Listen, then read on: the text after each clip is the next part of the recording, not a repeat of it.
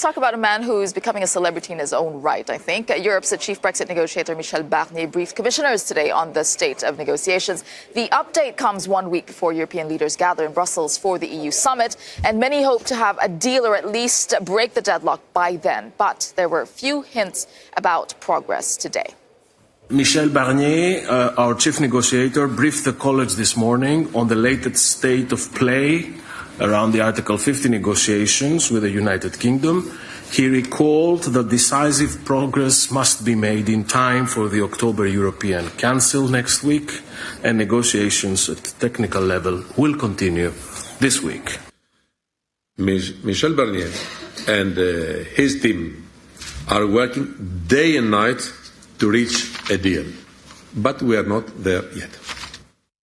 So they're speaking, but they're not actually saying anything. I mean, what's your reading into this not saying much? Well, because the negotiations are ongoing, and the key issue is the Irish border issue right now, and that needs to be resolved before the summit if we are going to have a deal, a withdrawal deal between the UK and the EU. So I think the work is very intensive, and there were some rumors early in the week that there is some progress and that the UK would come around to the proposed solution of the EU.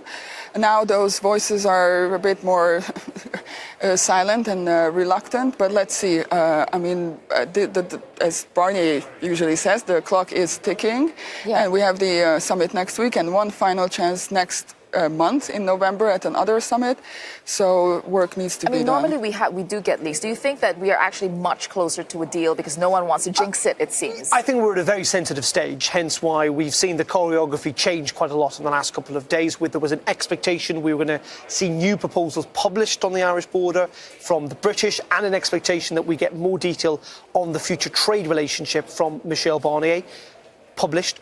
Both those things have not happened. To a degree, because, as I say, negotiations are so sensitive. Look how things are so tricky, though.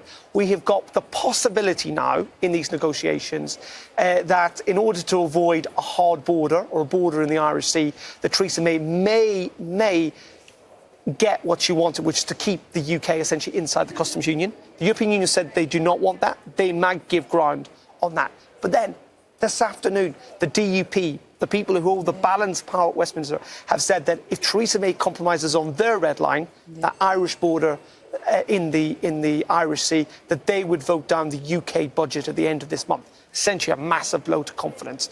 So it is this massive, Brussels is having to deal with London, but London's having to deal with what's happening in Parliament and the DUP, and Dublin has to be kept happy as well. It's incredibly. But there is a feeling that Theresa May is going to be the first one to blink. I mean, what is your assessment of this? I mean, I think every week it seems to change, or even daily it changes. I think that at Westminster, the politics around that, what happens with the Chequers deal, what happens when that comes to be voted upon.